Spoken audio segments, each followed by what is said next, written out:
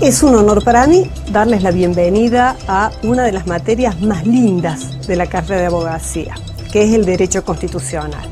Mi nombre es Graciela Berkov y soy docente apasionada de esta materia desde hace aproximadamente 20 años.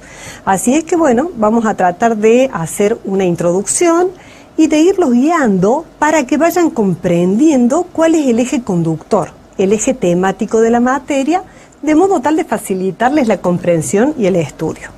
Una vez que empiecen a adentrarse en los conceptos, en los contenidos de esta materia, todos los temas les van a parecer familiares, y de hecho lo son porque como ciudadanos venimos poniéndonos en contacto con el contenido del derecho constitucional desde siempre.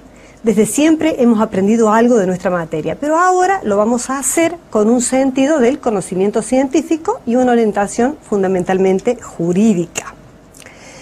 Vamos a tratar de ver cuáles son los objetivos generales de la materia en un primer momento, para que ustedes puedan ver, reitero, este eje conductor, esta columna vertebral. ¿Cuáles son nuestros objetivos? Aprender el proceso de formación de la Constitución Nacional y del derecho constitucional. Visualizar la Constitución como la norma jurídica base o fundamental de nuestro sistema jurídico. Derivar de la Constitución Nacional el resto de las normas y principios que van conformando el orden jurídico del Estado. Afirmar a la Constitución como la máxima garantía del efectivo goce de los derechos humanos para todos los habitantes. Aprender la organización del Estado Nacional.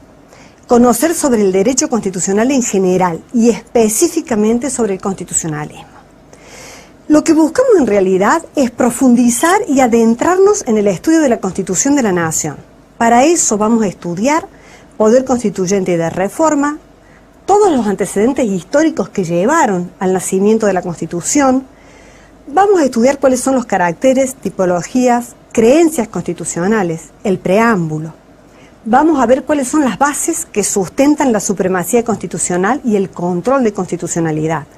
Estudiamos también el Estado argentino, el sistema de Estado federal argentino, nuestro sistema financiero. Vemos también la primera parte de la Constitución, declaraciones, derechos y garantías. Todo lo que hace a los derechos constitucionales, a las garantías de la libertad del hombre. También vamos a ver las limitaciones a estos derechos y garantías.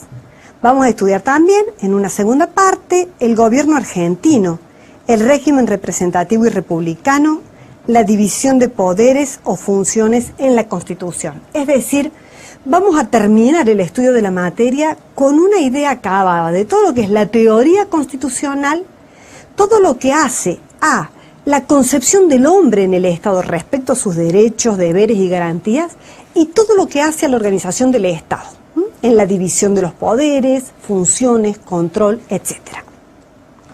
Vamos a iniciar, por supuesto, el estudio del módulo 1 y vamos a tratar de ir analizando este esquema conceptual que hicimos de la materia en general.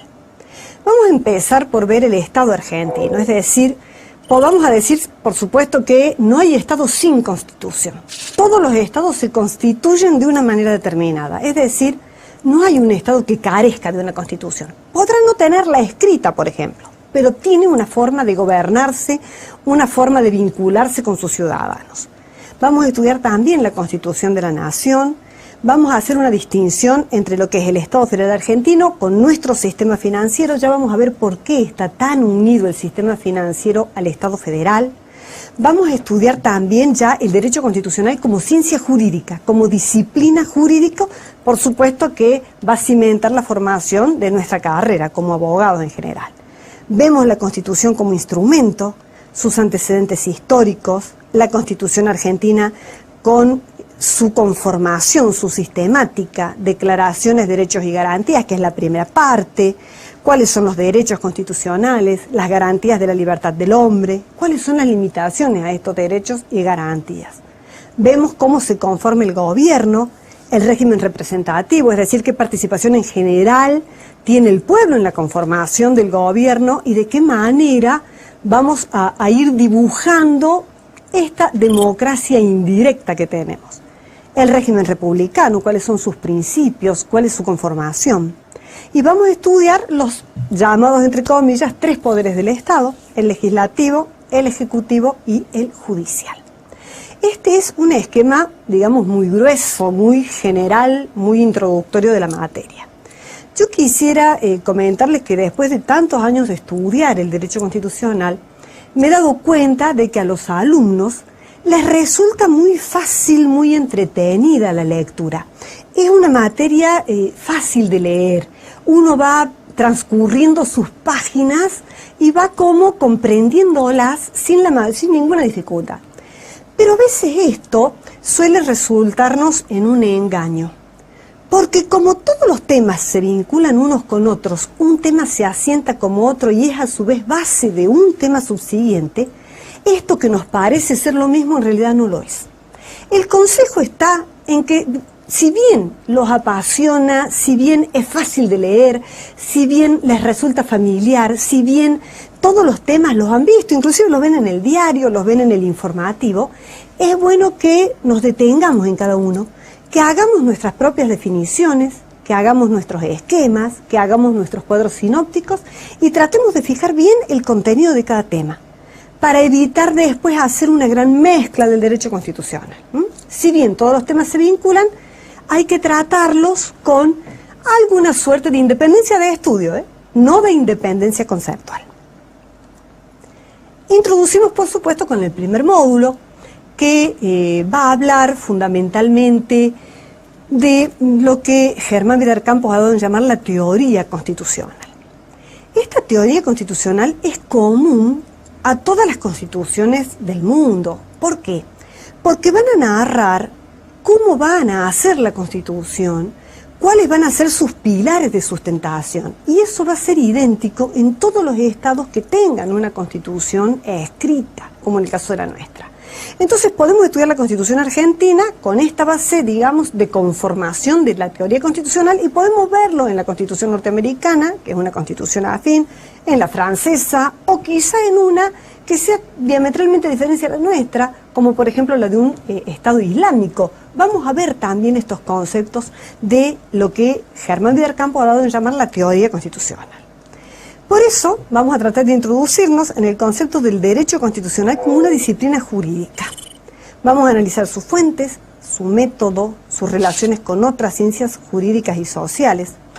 Vamos a tratar de visualizar cuál es el proceso del constitucionalismo como garantía de la dignidad del hombre, reafirmando su rol en la sociedad y dentro del Estado. Vamos a tratar de focalizar a la Constitución en un plano de superioridad. Acá, digamos, vamos a hacer hincapié en la Constitución como la superley, la ley que es el marco fundante de todo el sistema jurídico. Por eso está en relación al ordenamiento jurídico en cuanto a su origen o nacimiento y en lo relativo a la posibilidad de su modificación y reforma. Vamos a tratar de hacer una distinción entre lo que es la Constitución material y formal, lo que son las distintas clasificaciones y tipologías constitucionales. Vamos a estudiar sus partes, el carácter de sus normas y su hermenéutica o interpretación. También tenemos como objetivo visualizar cómo se fue forjando nuestra organización constitucional, la de nuestro Estado, la de nuestro país, por medio de todos los hechos históricos, políticos, institucionales que se fueron sucediendo desde el Cabildo del 22 de mayo de 1810 en adelante, que origina este movimiento revolucionario y cómo van sucediéndose los avatares históricos y cómo estos avatares históricos van, digamos, marcando hitos institucionales. Cada hecho histórico trascendente tiene como plafón y acompañamiento un instrumento jurídico de organización institucional. A eso lo vamos a ir analizando también. Vamos a tratar de estudiar el alcance y el sentido del preámbulo de la Constitución. Es un tema fundamentalmente importante. Vamos a ver por qué. Tenemos que distinguir también qué pilares sostienen la Constitución en este plano de superioridad y dentro del sistema jurídico en general. Vamos a ver si podemos ir desarrollando este marco teórico. Es interesante ver que nuestra materia es una materia muy larga, que prácticamente nace con la historia del hombre, ¿por qué no decirlo? Y vamos a ver cómo se ha ido desarrollando a lo largo de la historia. Vamos a hablar de historia también, porque tiene mucho que ver cómo un Estado va formándose. Es algo así como la historia de una persona, cuáles son los hechos que van marcando su forma de ser. Lo mismo nos sucede en el plano social y jurídico del Estado. Cómo va, digamos, evolucionando el hombre en esta lucha por conseguir su propia libertad y su propia dignidad. Me gusta seguirlo a Germán Vidercampos en este sentido, porque él hace una gran clasificación para estudiar el derecho constitucional y habla de la teoría constitucional, que es esto que decía recién, cuáles son los pilares que le van a sentar, que le van a dar pie y base a sostener, señores, la Constitución es la norma suprema. Y a su vez, esta superioridad, esta supremacía va a ser la mejor garantía de la dignidad del hombre en el Estado y en la sociedad.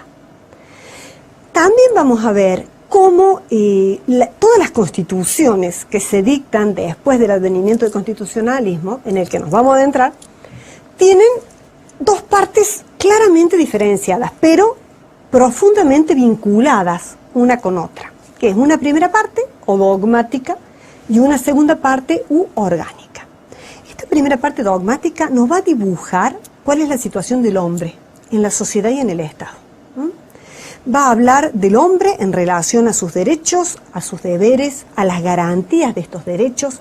Va a hablar de la conformación del Estado, cómo debemos dibujar este Estado para garantizar estos derechos del hombre. De alguna manera, en nuestra concepción de la Constitución es una herramienta de la libertad del hombre. Y digo libertad hablando de un gran concepto, de un concepto muy abarcativo, libertad como todos los derechos, como toda la dignidad del hombre. También vamos a ver una segunda parte, que es la parte orgánica, que podría distinguirse acabadamente de la primera parte. ¿Por qué? Porque la parte orgánica organiza, justamente como el término lo sugiere, al Estado.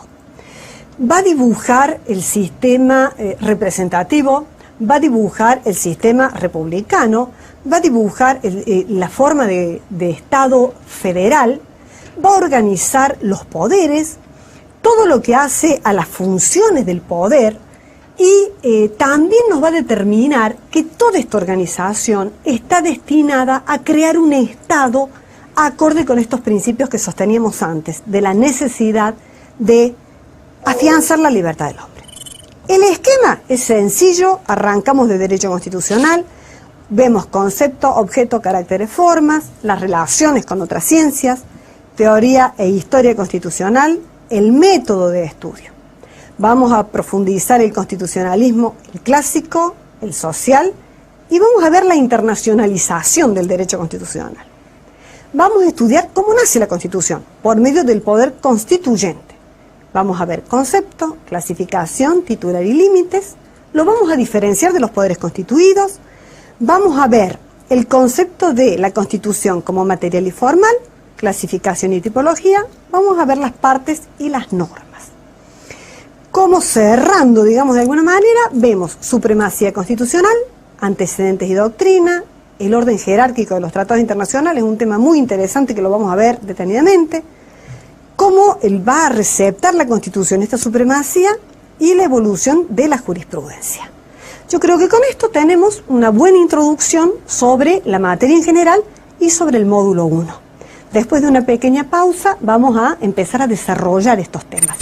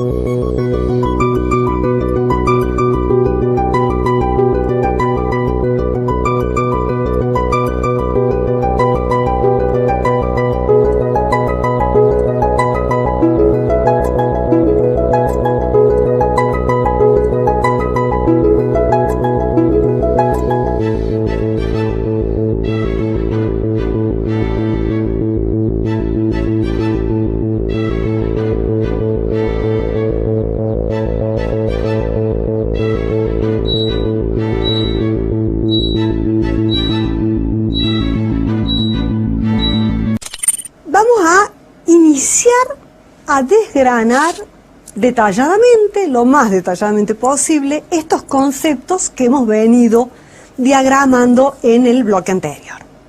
En este caso vamos a hablar ya del derecho constitucional. Cuando hablamos del derecho constitucional, no nos olvidemos que hablamos de una disciplina de la ciencia jurídica. Ustedes ya han visto algunas otras materias, las definiciones del derecho constitucional pueden ser semejantes a la definición de otra disciplina jurídica. ¿Por qué? Siempre vamos a estar trabajando sobre una base de norma jurídica y en este caso del derecho constitucional no escapa. Lo que sucede es que la norma que vamos a estudiar es la Constitución de la Nación. La norma suprema, la superley, la ley que está por encima del ordenamiento jurídico. La ley que va, digamos, a marcar el origen y nacimiento del orden jurídico. En este sentido, podemos definir el derecho constitucional. Hay montones de definiciones de derecho constitucional. Cualquiera que tomen va a ser sin lugar a dudas buena. Hay enorme cantidad de autores que han trabajado esta materia y todos son de una excelente calidad. Solemos simplificar el concepto y clasificación diciendo que el derecho constitucional es una rama del derecho público, un conjunto de normas y principios que estudian la constitución del Estado, fundamentalmente haciendo hincapié en el estatus del individuo, del hombre, del habitante dentro de la sociedad y del Estado, y en la organización del Estado en cuanto a la conformación del poder. Acá vemos que tomar esta definición como conjunto de normas, estamos hablando del deber ser. Si hablamos del conjunto de normas, tenemos que ir al texto de la Constitución, a su articulado. Artículo 1 al 129. Este es el articulado de la Constitución de la Nación. Y acá vamos a hablar de un concepto de constitución formal. La constitución formal se identifica con el texto escrito de la Constitución. Es, por supuesto, la principal fuente y base del derecho constitucional. Pero no es la única. El derecho constitucional no agota con la Constitución de la Nación. ¿Por qué? Porque hay una gran cantidad de normas que están por fuera de la Constitución, pero que la complementan. Normas que la Constitución necesita para ponerse en marcha, en movimiento, para poder, digamos, desarrollarse, adentrarse en la realidad social. Estas normas que complementan la Constitución, que la recrean, que la van poniendo en marcha, que la van haciendo caminar, son las normas que están dentro del derecho constitucional material. El derecho constitucional material va a estar formado por las leyes que nosotros llamamos leyes de raigambre constitucional. ¿Cuáles son? Por ejemplo, las leyes que organizan las garantías de la libertad del hombre. La ley de habeas corpus, que la vamos a ver, es una ley del derecho constitucional material. ¿Por qué? Porque está dictada en relación directa a la Constitución de la Nación. La ley de amparo. ¿Cuál otra ley? Por ejemplo, la ley del sufragio universal. El Código Electoral de la Nación es una ley de raigambre constitucional. ¿Por qué? Si no tuviéramos esta ley, no podríamos proceder a la elección y designación de las autoridades que la Constitución ha creado. Por ejemplo, la Ley Orgánica de Partidos Políticos es una ley de raigambre constitucional. Por ejemplo, la Ley Orgánica de Ministerios, cómo el presidente organiza sus ministros. Estas leyes están dentro de la Constitución material, la completan, la complementan, no necesariamente se contraponen a la Constitución, por el contrario, la desarrollan. También van a entrar en el derecho constitucional material los fallos de la Corte Suprema de Justicia de la Nación. Acá, cuando la Corte aplica materia constitucional de manera directa, la Corte está diciendo que interpreta que la Constitución dice. Algunos autores, sobre todo aquellos que participan del common law norteamericano, sostienen que la Constitución es lo que los jueces dicen que la Constitución es. Fíjense hasta qué punto los fallos de la Corte sobre materia constitucional forman parte del derecho constitucional material. Ahora bien, nosotros podemos ver que tenemos distintas formas de estudiar el derecho constitucional.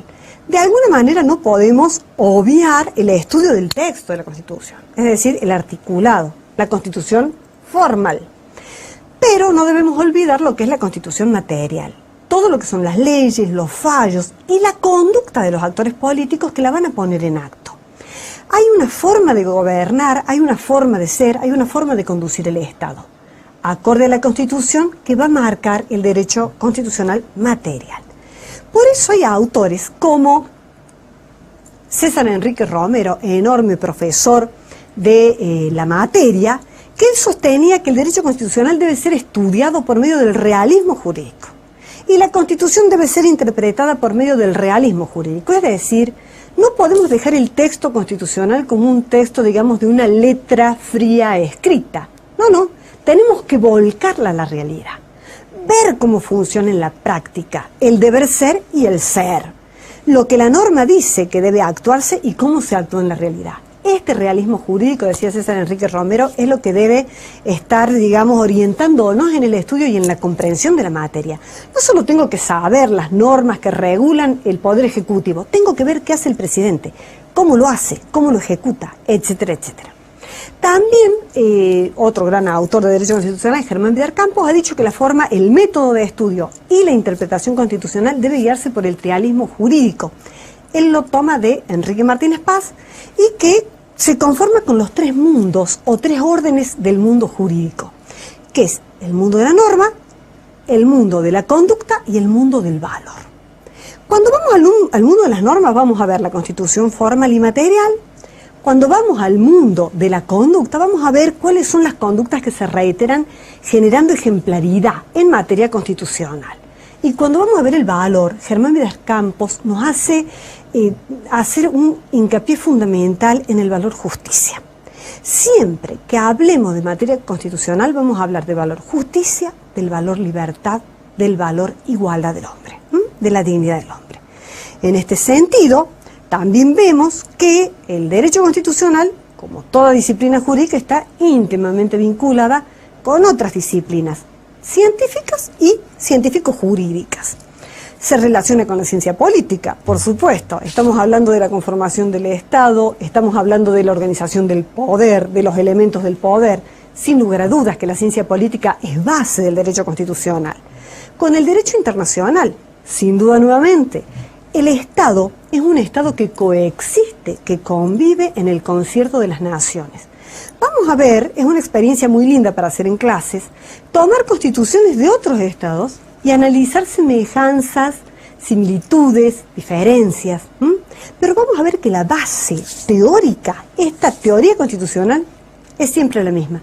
Todas las constituciones hablan del hombre y hablan del Estado y la organización del poder. También se relaciona con todas las ramas del derecho interno, ya sean del derecho público o del derecho privado. Siempre que hablemos de una rama de derecho público, derecho administrativo, derecho procesal, derecho penal, de una rama del derecho privado, derecho civil, derecho comercial, todas van a encontrar una base de nacimiento en el derecho de la Constitución. Pues no podremos hablar de ningún capítulo del derecho administrativo que no se inicie con un artículo de la Constitución de la Nación. No podremos hablar del derecho penal, de las garantías del proceso, de la condena. Estamos hablando también de la libertad del hombre, base, Constitución de la Nación. Y si nos vamos al derecho privado, ocurre exactamente lo mismo. No podemos hablar del hombre, no podemos hablar de la persona como lo hace el derecho civil, no podemos hablar de la libertad en los contratos, no podemos hablar de la familia, no podemos hablar de las transacciones comerciales, de la libertad de comercio, la libertad de trabajo, si no vamos a las normas fundantes que están en la Constitución de la Nación. Bien, entonces hemos visto a grandes rasgos este concepto del derecho constitucional. Ahora vamos a ver qué es la Constitución. Hemos dicho que el derecho constitucional es el conjunto de normas y principios jurídicos. Y vamos a ver que este concepto es aplicable a la Constitución misma. Acá la definimos como un conjunto de normas y principios jurídicos, es decir, no solo las normas, sino los principios que dan base y que están rodeando este conjunto de normas, que van a regular y determinar el modo en que debe ser ejercido el poder político y sobre el estatus del individuo en el Estado. Fundamentalmente en la Constitución formal. Si queremos ver la Constitución material, vamos a hurgar más en la realidad. Vamos a tratar de adentrarnos más en las normas reglamentarias, en los fallos de la Corte, a ver qué dice la Corte respecto de este tema. Por eso hay una serie de clasificaciones de las constituciones. Esta clasificación de formal y material creo que ha quedado desarrollada. Hay veces que los alumnos confunden la idea de constitución material, porque como se refleja en la realidad, como vemos el ser respecto del deber ser, algunos piensan que alguna conducta de los actores constitucionales que están violando la Constitución estarían en la Constitución material. Esto es un error. Cuando nos damos con una conducta, con una actuación de un actor de la Constitución, ya sea el poder o un individuo, ¿por qué no?, que contraviene la Constitución, no podemos decir que esto esté en el mundo de la Constitución material. No, está fuera del mundo de la Constitución. Porque la Constitución material y la formal entran en el mundo de la Constitución y en su respeto, en su desarrollo. Distinto es el hecho de la inconstitucionalidad, que lo vamos a ver. No confundir la realidad, porque dentro de la realidad vemos que muchas veces se viola, se vulneran las normas de la Constitución. Esto no entra al derecho constitucional, ni al material y mucho menos al formal, por supuesto. Las constituciones también pueden clasificarse en escritas y no escritas. Todo Estado tiene una constitución, ya lo adelantamos. Puede ser que no sea escrita. Por ejemplo, en Inglaterra no hay una constitución compilada en un solo cuerpo normativo. No podemos decir que Inglaterra, este Estado, no tenga constitución, la tiene. En normas constitucionales dispersas es no escrita. Otra clasificación muy importante es entre las constituciones rígidas y las flexibles. Esto ya lo vamos a adentrar, lo vamos a explicar porque es un tema muy importante. ¿Cuándo estamos en presencia de una constitución rígida? Cuando tenemos el texto y el texto no puede ser reformado, salvo que se realice por medio de un procedimiento y de un órgano especial. Hace falta sí o sí un órgano y un procedimiento especial para reformarla. En cambio, la Constitución es flexible cuando puede reformarse por el mismo órgano que dicta la ley. Tendríamos el Congreso reformando la Constitución de la Nación. La vía de enmiendas es un camino que se utiliza para las constituciones flexibles. También García Pelayo, un gran autor de la materia, ha hecho una clasificación de distintos tipos de constitución y habla de la tipología constitucional. Él dice que hay una tipología constitucional que es la racional normativa. Responde a la primera etapa del constitucionalismo clásico. Ya vamos a ver de qué hablamos cuando hablamos de constitucionalismo y constitucionalismo clásico en especial. Que responde a este tipo de constitución, que es un pacto escrito, rígido, entre el hombre y la autoridad fundamentalmente. Responde a este modelo del iluminismo de la primera etapa del constitucionalismo clásico, donde el hombre tenía quizá esta concepción hasta soberbia de pensar que él podía diseñar un esquema donde se respetaran estas normas y el hombre pudiera vislumbrar el futuro. En el futuro estas normas van a estar tan vigentes como hoy. En cambio, la tipología histórica tradicional hace hincapié en la historia del pueblo, en la idiosincrasia, en sus tradiciones, cómo se fueron desarrollando para recién ahí ver su constitución. En cambio, la sociológica mira la forma de ser de este Estado y del hombre en el Estado hoy, aquí y ahora, mira la realidad social. Para el primer tipo, el principio fundamental es la validez. Para el segundo es la vigencia y para el tercero es la eficacia. Yo creo que con estos conceptos introductorios hemos visto derecho constitucional y constitución, hemos hablado de las vinculaciones con otras ciencias, cómo se interrelaciona la Constitución con otras ciencias, hemos hablado de las clasificaciones, hemos hablado de las tipologías. Es importante destacar que dentro de estas clasificaciones, la nuestra es escrita, es rígida y además se corresponde a una tipología mixta, porque participa de la Constitución bajo la tipología racional normativa, pero también bajo la historicista tradicional, porque ha incorporado parte de la historia patria en su texto. Creo que es oportuno ir cerrando esta instancia y vamos a continuar después de una pequeña pausa.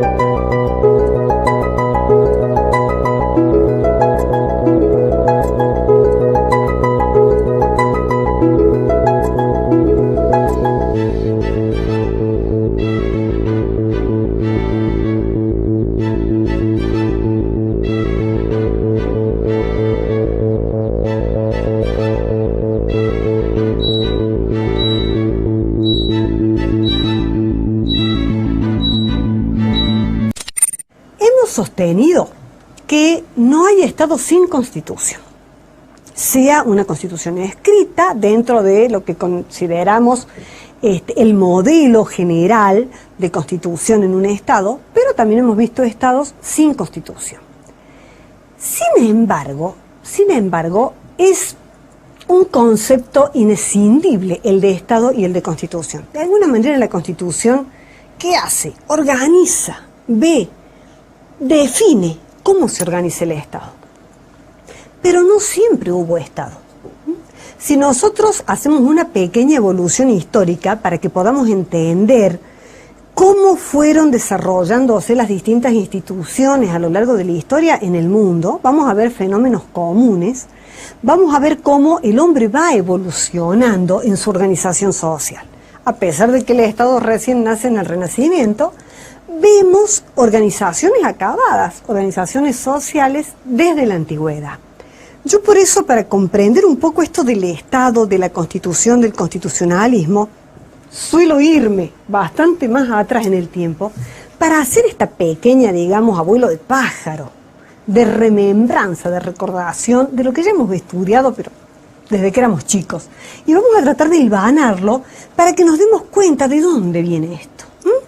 ¿Cuál es su origen? Por eso arrancamos en la antigüedad, nos hemos ido bien atrás.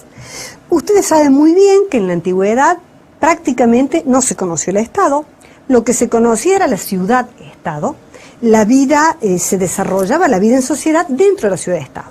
Lo que unía, el vínculo que unía al hombre con la comunidad era un vínculo familiar, ni siquiera era un vínculo de nacimiento en la tierra. Era, digamos, una organización aristocrática y familiar. Se da tanto en Grecia como en Roma. En Grecia lo que podemos destacar son la organización de Atenas y de Esparta. Atenas llega a un momento de florecimiento de la democracia en el siglo V, siglo de oro de Pericles.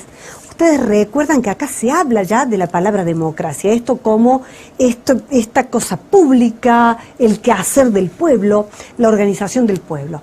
El pueblo reunido en el ágora ateniense, discutiendo y tomando decisiones sobre las cuestiones públicas o comunes. Sin embargo, bueno, no todos eran ciudadanos atenienses, había que formar parte de esta élite aristocrática familiar, estaban excluidas las mujeres y estaban excluidos también los extranjeros, por supuesto que ni hablar de los esclavos. Atenas hace un aporte enorme a la evolución de este desarrollo histórico que hacemos a vuelo de pájaro, fundamentalmente por la organización democrática, fundamentalmente porque el aporte de sus filósofos, Sócrates, Platón, Aristóteles. Fíjense ustedes que Aristóteles, en su obra La República, estudia la Constitución, cómo están organizadas 150 ciudades-estados de la Grecia antigua. Y él ahí va a hacer una reflexión sobre las constituciones. Hace aquí, fíjense ustedes, siglo V, prácticamente cuarto, quinto antes de Cristo, la primera clasificación de los gobiernos, como monarquía, aristocracia o democracia. Esparta tenía una organización más militarizada, de una disciplina de un tipo militar, sin embargo también respondía a una suerte de estructura patricia. Eran las familias que se unían, digamos, por razones de nacimiento, de parentesco, las que iban a formar Esparta. Tenemos algunos datos, prácticamente vemos el siglo V antes de Cristo, la existencia de 150 ciudades-estados, el nacimiento de la democracia directa. ¿Qué va a pasar con Grecia? Va a entrar en una gran decadencia con la guerra del Peloponeso. Fíjense ustedes que Giovanni Sartori, un enorme politólogo italiano, dice que la democracia ateniense degenera en una demagogia y en una anarquía. Y cae estrepitosamente por la propia desorganización y la anarquía, la falta de orden que había en esta democracia. Mientras que Grecia va cayendo, Roma va surgiendo y pasa de ser ciudad-estado a un enorme imperio. Roma también nace, igual que las ciudades-estado de la antigüedad, como una ciudad-estado, con el mito de su nacimiento, con este grupo de familias patricias, fundantes, y va a ir tomando distinto desarrollo. Va a conocer la monarquía, va a conocer la república y va a conocer el imperio. En estas organizaciones, tanto como monarquía, como república, como imperio, va a haber una institución que se va a mantener casi incólume, que es el Senado, donde están representados los patricios, los aristócratas romanos. Durante el desarrollo del Imperio Romano, prácticamente va a conocer, digamos, Roma, la totalidad del mundo de Occidente, porque va a dominar desde la península ibérica hasta el Paso de Constantinopla. Roma ejerce una enorme influencia, aporta mucho a esta evolución tan rápida que hacemos, aporta los conceptos de república, aporta los conceptos de historia a través de los grandes historiadores del Imperio Romano, de los grandes juristas. Fíjense ustedes que durante el Imperio Romano se hace la compilación, la primera compilación importante de derecho, que es el Corpus Juris Civilis, que fue también un instrumento de dominación y de civilización que unió al imperio. Roma fundamentalmente va a caer cuando cae el Imperio Romano de Oriente. Acá hay un dato histórico muy importante, que es el advenimiento del cristianismo. Después del advenimiento del cristianismo, el mundo no va a ser el mismo. La filosofía cristiana va a cimentar una concepción del hombre distinta a la del Imperio Romano. De alguna manera, el César era una figura divina. Se vinculaba al emperador, al César, con Dios. El cristianismo va a hacer una revolución en este tipo de concepciones. Cuando cae Roma, va a haber una atomización muy grande de todo el territorio europeo. El Santo Sepulcro queda en manos de los infieles, así llamados pueblos que venían desde el oriente, y Europa va a estar atomizada. Si bien se van a mantener algunos monarcas que han ido sucediendo el trono de lo que todavía no se ha configurado como estados europeos como los conocemos en la actualidad, va a haber sí una gran cantidad de feudos o ciudades. Esta es una etapa de un oscurantismo importante en esta evolución. La intelectualidad cae mucho merced al predominio fundamentalmente de la Iglesia Católica. La Iglesia Católica logra ascender y, apoyándose con el señor feudal, logra que el señor feudal luche por reconquistar el Santo Sepulcro, al mismo tiempo legitima el poder del señor feudal y concomitantemente gobierna el conocimiento científico. Hay un gran detenimiento de la evolución del pensamiento del hombre en esta etapa. Se da casi concomitantemente con la Inquisición, siglo XIII, siglo XIV, porque la Iglesia sostiene que el hombre, en la teoría gnoseológica, es decir, cómo el hombre conoce, en el saber, el hombre conoce porque Dios le va revelando las verdades, conoce por medio de la fe. Entonces el conocimiento científico eran dogmas religiosos. Se identifica la ciencia con la religión, con el dogma. Quien discute un dogma, quien intenta controvertir una teoría, va a estar discutiendo prácticamente con la Iglesia y con Dios. Se transforma lisa y llanamente en un hereje y va a sufrir persecución, tortura y la muerte. Por eso les digo, esta es una etapa de un gran paréntesis en la historia, de un gran oscurantismo. Y vamos a ver acá, hago hincapié en esta etapa, porque todos los grandes cambios que se han producido en la historia nacen en la concepción del hombre, en la filosofía del hombre. Es decir, cómo el hombre se advierte a sí mismo y cómo el hombre advierte la sociedad.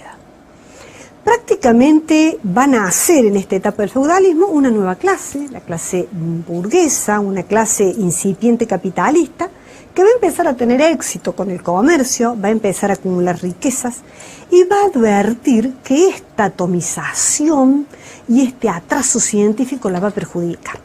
De alguna manera esto va a decantar en la caída del feudalismo y va a advenir lo que son la unificación territorial de los estados europeos, prácticamente como los conocemos hoy. Francia se unifica, Italia se unifica, Alemania un tiempo después, Inglaterra un tiempo antes, y vamos a ver cómo van haciendo el Estado. Es importante aquí destacar la obra de Maquiavelo como él hace una obra, que es El Príncipe, donde aconseja a los Medici cómo unificar el Estado de Italia. Cuando ya tenemos unificados los estados, con un territorio delimitado, tenemos la autoridad del monarca, que en un primer momento va a ser el monarca y se va a transformar en monarca absoluto después.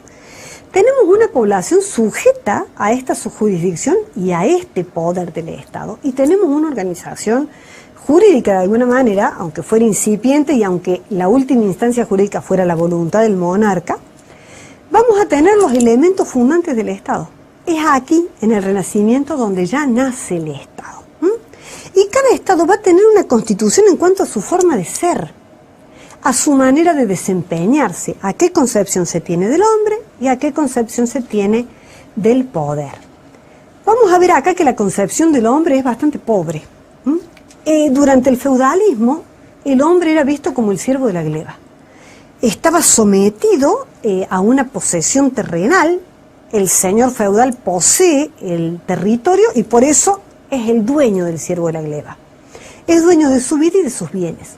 Enorme cantidad de abusos, está totalmente desdibujada la dignidad del hombre. Durante la conformación del Estado, vamos a ver cómo el monarca absoluto continúa con esta concepción del hombre. El monarca está identificado con la Iglesia, impone su religión a los súbditos, la Iglesia impone el conocimiento científico, ya sea en los estados de raigambre católica como en los protestantes, Alemania, Inglaterra, aunque de alguna manera los protestantes van cediendo en estas posturas. Y vamos a ver cómo este caldo de cultivo, este sojuzgamiento, esta abolición de la dignidad del hombre, va a ir dando nacimiento a una serie de teorías que son fantásticas, que son las teorías contractualistas. Vamos a ver autores como Locke, Rousseau, Montesquieu, que van a analizar al hombre en una instancia previa al Estado. Van a decir, el hombre vivió en un estado de naturaleza. Y en ese estado de naturaleza era libre, eran todos iguales y gozaba del derecho de propiedad. Por medio de un pacto pasa al estado social. Ese pacto que firma el hombre para organizar el Estado, otorgar la autoridad, lo asimilamos a la Constitución. Acá prácticamente, base de la Revolución Francesa, de la independencia de los Estados Unidos, todas estas ideas se trasladan inclusive a nuestro Estado, a nuestro país, y van a ser base también de los movimientos independentistas que se van a ir dando en todo en la civilización fundamentalmente occidental. Y acá nace el constitucionalismo clásico.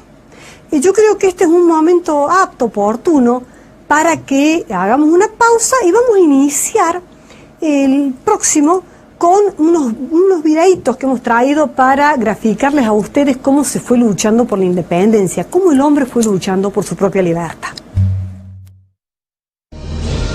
Durante la etapa virreinal, España mantuvo un férreo monopolio con sus colonias americanas. La condena de la intermediación perpetua por parte de España encarecía los intercambios comerciales y sofocaba el crecimiento de las colonias. La escasez de autoridades españolas y la necesidad de reemplazar al régimen monopólico, sumado a las convulsiones que se vivían en Europa tras la invasión napoleónica, llegaron un grupo destacado de la población criolla a impulsar un movimiento revolucionario.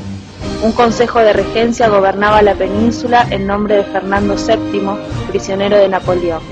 La autoridad que había designado el virrey Baltasar Hidalgo de Cisneros había caducado y la propia autoridad del virrey se encontraba cuestionada.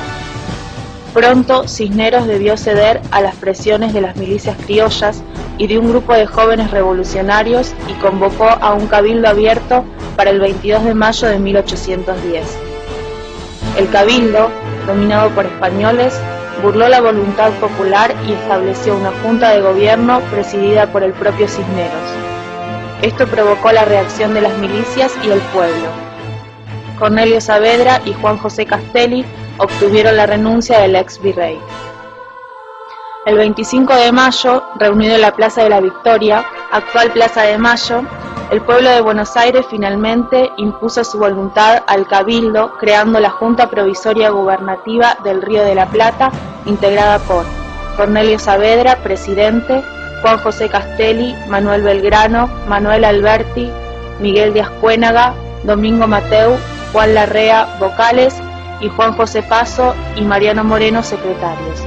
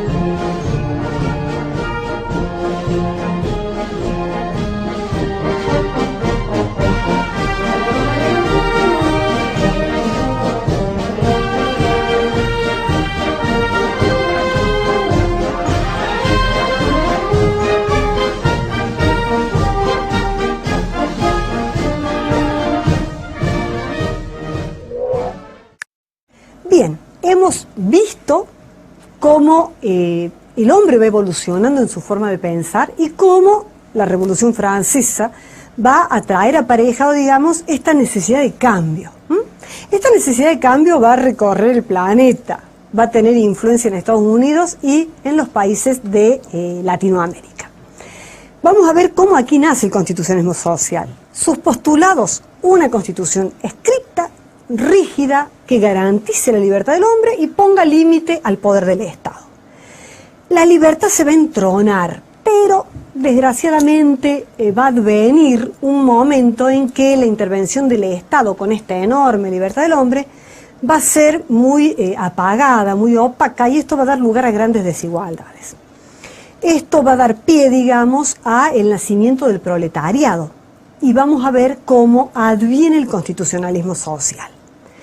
Después se producen las grandes guerras, las grandes conflagraciones, y esto también va a producir un vuelco en esta evolución del constitucionalismo, porque el nacimiento de Naciones Unidas va a traer aparejado la declaración, la Carta de Naciones Unidas, va a sostener que hasta que no tengamos hombres libres, dignos e iguales en el mundo, no se va a garantizar la paz. Por eso se propicia la proliferación de una serie de tratados internacionales que van a garantizar la dignidad del hombre. Esto ya es el constitucionalismo actual. Pero hemos visto cómo hay una serie de pilares fundantes del sistema. Esta constitución escrita, rígida, el pacto, va a emanar de un poder distinto. Vamos a distinguir poder constituyente, que es el que va a hacer nacer esta constitución, norma suprema, inviolable, prácticamente inmodificable. Y vamos a ver los poderes constituidos que nacen de la Constitución. Este poder constituyente es prácticamente la soberanía del pueblo, de dictar su propio ordenamiento jurídico, político, institucional o reformarlo. El poder constituyente originario dicta la Constitución por primera vez, hay una subclasificación que es fácil de entender. Y el poder constituyente derivado de reforma es el que permite reformar la Constitución. En nuestro caso, Constitución rígida, artículo 30 de la Constitución. Hay una etapa preconstituyente donde el Congreso declara la necesidad de la reforma con una mayoría súper agravada, el 2/3 de los votos del total de los miembros de cada Cámara hacen falta para dictar esta ley, para que siga siendo un pacto transaccional la Constitución. Y después hay que convocar un órgano específico, que es la Convención Constituyente, para reformar el texto. Ha habido varias reformas, las más importantes en nuestro siglo, la del 49, la de 1957, que incorpora los derechos sociales, y la de 1994. En este sentido, hemos desarrollado el procedimiento del artículo 30, nos va a dar estas dos etapas de las que hablábamos: preconstituyente a cargo del Congreso y de reforma propiamente dicho o convención reformadora. Hay una serie de antecedentes históricos que van a ir conformando nuestra Constitución hasta llegar a la primera Constitución, que es el ejercicio del poder constituyente originario. Léase Constitución de 1853. Hay algunos antecedentes, 1819, 1826, eso lo vamos a ver en el módulo que viene. Son constituciones que tienen una concepción del poder unitaria, mientras que las provincias pugnaban por el federalismo, tema que vamos a tratar en el futuro. Por eso esas dos constituciones ni siquiera nacieron, no tuvieron vigencia. La constitución que sí es vigente es la del 53, con la reforma de 1860 que incorpora la provincia de Buenos Aires. Hemos ido ya dibujando nuestra Constitución, nacida en el 53, reformada en el 60, prácticamente cerrando el proceso de poder constituyente originario con las reformas de nuestro siglo, y ha quedado conformada con caracteres, con una sistemática y una tipología especial a la que ya nos hemos referido. Nuestras creencias constitucionales e ideología tienen que ver con la especial idiosincrasia, nuestra forma de ser, los valores que nos identifican como un pueblo, digamos, formando parte del Estado Nacional Argentino y como ciudadanos amparados bajo el imperio de la Constitución. En este sentido, el preámbulo es fundamental, porque va a echar luz sobre todo el resto del texto respecto, digamos, de su desarrollo en general, de su interpretación, de su aplicación, de su alcance y su contenido. Otro tema que cimenta la Constitución como superley es hablar de supremacía constitucional. Hay que ir al artículo 31 de la Constitución. Acá se ha explicado lo que es el llamado bloque de legalidad federal. Y se sostiene que esta Constitución, los tratados con potencias extranjeras y las leyes de la nación son ley suprema de la nación. Acá hay como una suerte de, lo vemos en el gráfico, una pirámide donde imaginamos que está contenido todo el orden jurídico del Estado Nacional Argentino. ¿Quién está en el vértice de esta pirámide? La Constitución de la Nación. Sin embargo, la reforma de 1994 le ha dado rango constitucional a 22 tratados sobre derechos humanos que están con rango constitucional y jerarquía constitucional. Eso también lo vamos a desarrollar cuando veamos todo el tema de la problemática de derechos humanos. Entonces, en el vértice la Constitución y estos tratados enumerados de derechos humanos. Después siguen en supremacía y rango de importancia todo lo que son el resto de los tratados internacionales, los concordatos con la Santa Sede y el derecho comunitario. Las normas creadas, por ejemplo, por el Mercosur están en esta categoría. Después siguen, sí, las leyes nacionales. Y después van a venir en gradación jerárquica menor las constituciones provinciales, leyes provinciales, cartas orgánicas municipales, en fin, hasta llegar a la norma más individual que es la sentencia. ¿Qué significa esto de la supremacía constitucional? Que toda norma que se dicte va a tener que estar acorde en una total connivencia, consustanciada con la Constitución. No solo por el procedimiento en que nace, sino también por el contenido. Es decir, yo tengo que para dictar una ley nacional, tengo que ver cuál es el proceso de formación y sanción de la ley en el Congreso. Y respecto a su contenido, tiene que estar totalmente de acuerdo con los valores, principios y textos de la Constitución. Por eso hablamos de supremacía constitucional. En este sentido, hemos visto cómo se ha modificado en el 94, porque se incorporan tratados internacionales donde se ha dado una jerarquía mayor a estos tratados internacionales de derechos humanos, para darle una mayor jerarquía y respeto. Lo vamos a desarrollar más adelante. Vemos cómo se incorpora en la Constitución y cómo la Corte los ha también incorporado con jerarquía, digamos, de un rango superior a las leyes, en el caso Ekmekhian contra Sofovich. Pueden buscarlo, está en internet o en muchos textos de derecho constitucional. Ahora bien, ¿qué gano con decir que hay una gradación jerárquica de normas, que hay una norma superior, si no puedo garantizar que efectivamente en la práctica y en la realidad esta gradación jerárquica se respete y que no pueda un hecho o una norma provincial o municipal alterar lo que la Constitución ha dispuesto? Para eso tenemos el último capítulo de lo que es la teoría constitucional, que es el sistema de control de constitucionalidad. El control de constitucionalidad nace en Estados Unidos por el famoso fallo del juez Marshall de la Corte de los Estados Unidos de Norteamérica, el fallo que es Madison versus Marbury. Acá lo que se trata de sostener es que la Constitución debe aplicarse por encima del resto de las normas. Cuando las normas o los actos contravienen la Constitución, señores, hay que aplicar la Constitución y dejar de aplicar la norma. Hay en el mundo dos grandes sistemas de control de constitucionalidad: el político o el jurisdiccional. El político es parte de la base de la creación de un órgano específico. Por ejemplo, en Francia hay un órgano político de control de constitucionalidad. En cambio, el jurisdiccional depende o forma parte del Poder Judicial. Puede ser una corte especial, como en el caso de España, la Corte Constitucional de España, que es la corte que va a analizar la constitucionalidad, pura y exclusivamente.